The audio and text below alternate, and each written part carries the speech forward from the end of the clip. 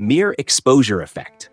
You're strolling down a busy block one evening. You hear a very strange noise coming from one of the houses. Something that sounds similar to the last time you heard your grandpa perform a seance. Or perhaps it could be someone crying out for help. You finally decide to go check what's happening. Even though you feel scared as shit, your palms get sweaty, your knees get weak. You start thinking about something that would calm you down, like your mom's spaghetti, and finally decide to check out what's up. You barge in like an uninvited guest to see what's happening, only to find out, well, you're actually an uninvited guest. It wasn't a seance. It wasn't an outcry for help. It was actually some new trashy song that for some reason sounded cool to everyone. It fills them with joy, but it fills you with rage. You find yourself scratching your head so many times, you look towards your left and you look at your right, trying to find anyone else who feels like puking just from listening to that garbage. But find none. You finally walk out of the party, still wondering if there was some sort of invisible mind control freak forcing everyone to listen to that song. You get back home, lay down to sleep, and pray that you never hear that cacophonous disaster ever again in your life. A few days later, while hanging out at a local diner, that same beat thumps in the background again. You wonder if it's just a case of deja vu that reminded you about one of the worst days of your life. But it's actually not. It's playing right in front of your eyes. Or ears in this case. You feel like going down for a throwdown with the dude who's playing the song at the loudest volume possible. But something interesting starts to happen. That annoying track, repeated over and over, surprisingly begins to settle in. The beats you found annoying before turn into a strangely enjoyable one. And gradually, without meaning to, you start nodding to the beat. The inner Gordon Ramsay in you soften by repetition. You even start singing along to the lyrics of the song, even though you're just mumbling them. And you find yourself putting that song on repeat, like every day. That's what the mere exposure effect is. The more you see or hear something, the more it starts feeling like an old friend. It's kinda like your brain developed a soft spot for whatever it gets to hang around with frequently. When you're repeatedly bumped into something, like that annoying ad you see every time on your favorite TV channel, or a supposedly funny catchphrase on TikTok, even though it's not that funny to you, repeated exposure can turn it into something you genuinely love. Your brain grows tired of trying to clean the garbage your ears constantly throw at it, and soon it gives up and turns you into one of those garbage lovers you didn't want to hang out with. Hawthorne Effect. You recently got a job as a bartender. You're on your shift, just doing your thing, making some coffee. Then you notice someone watching you from across the room. Suddenly, everything you do feels super important.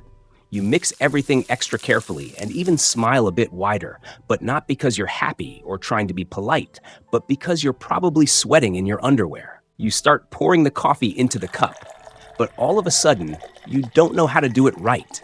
Instead of pouring it neatly into the cup, you start pouring it clumsy all over the floor.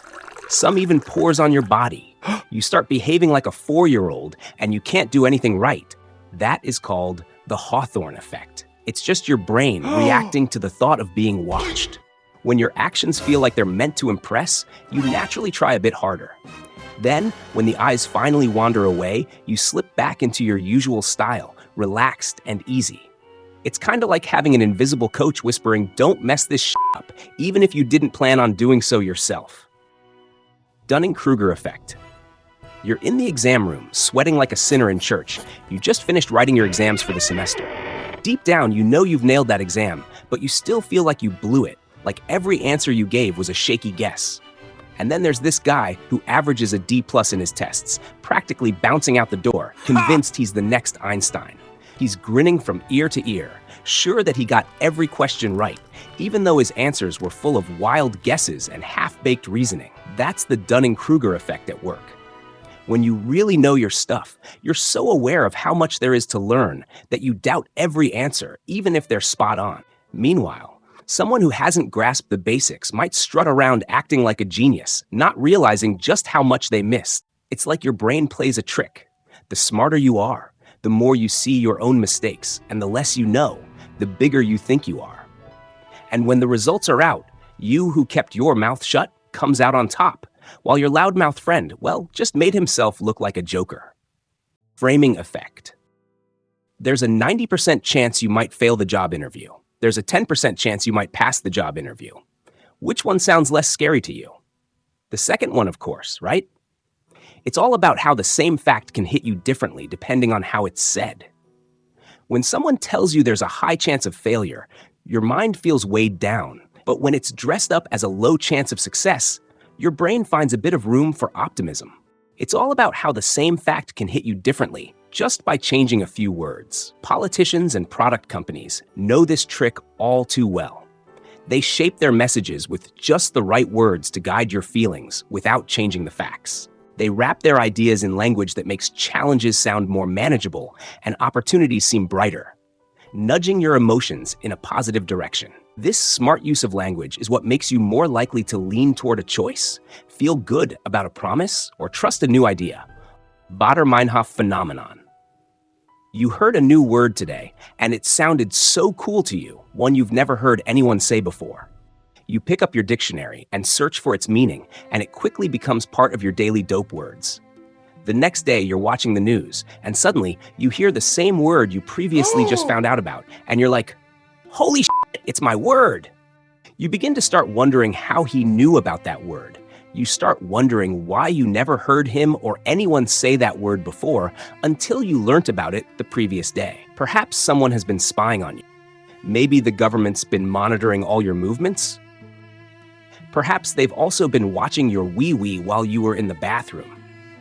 That's not the case, though. It's the Baader-Meinhof phenomenon you've been experiencing. You learn something new, and within days, it's almost like the whole universe got in on the secret. Like you became a celebrity and dropped a new catchphrase and everyone's using it now. That's because your brain gets so pumped about the new info that it starts noticing it in all corners, on billboards, in TV ads, or even in random chats between some friends. The world didn't change overnight. It's your mind playing a little game of hide and seek, spotlighting the thing it just learned about, like it's the star of its own show. Halo effect. Ever notice how one cool trait in a person can make you assume their whole vibe is on point? This happens quite often, actually. Maybe you meet some hot chick with a killer smile or a dope outfit, and suddenly you think every other part of their personality is top-notch. But that's when you get closer to her and realize she isn't more special than a wet carrot. You thought she also had a big brain, but you realized all she had was a big pair of books. She also seemed like a nice, humble girl at mere glance, but you noticed she's just another Karen. Your brain has this funny shortcut where one positive detail goes off like a spark and turns into a full-on good person alert in your head. Kinda like hearing an epic soundtrack that makes a movie feel 10 times more exciting, even though the movie was still shitty. Even if you haven't seen every aspect of the person's life, that one standout quality is enough to flood your mind with good vibes. Almost like it's boosting all their traits into something spot-on amazing. In a way, your mind is simplifying a complex situation into an easy, no-brainer. And most at times, your brain is just forcing you into being a simp and nothing more. Imposter Syndrome. You just finished writing your exams and ended up at the very top of your class. Everyone's congratulating you, and your score is proof that you worked hard. But instead of feeling like you earned it, there's a nagging voice in your head shouting, fraud, fraud, fraud, you don't belong here. This is the imposter syndrome, that weird feeling that won't just go away when you've achieved some level of success. Maybe because it's your first time being in that position. Or maybe it's because you felt you didn't prepare enough during the exams but found yourself at the top of the mountain, however. Even with all the clear signs of success, that little doubt won't let go. Every congratulatory word feels like it's masking a secret fraud. You watch others celebrate, knowing deep down that your hard work created those wins, yet you can't shake the thought that sooner or later, the truth will come out. It's like you've got a split screen in your mind. On one side, there are all these victories and success, and on the other, an inner critic convinced you got lucky this time. Tetris Effect. Ever play a game so much that your mind starts organizing everything you see as if you were playing the game in real life? After a long session, those falling pieces of Tetris start creeping into your thoughts when you're not even playing. It's like Your brain is remixing your day-to-day routine with bits of that familiar game logic, sorting real-life challenges into neat, half-it-together puzzles.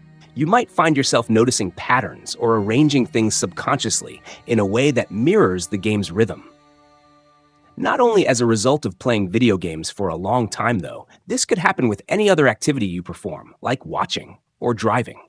It's a cognitive bias where a favorite pastime sneaks into real-life situations, turning random moments into layers of playful order, as if every part of life just needs to click into place like falling blocks waiting to complete a row. Enjoyed the video? Make sure you subscribe for more, and don't forget to check the description for some goodies.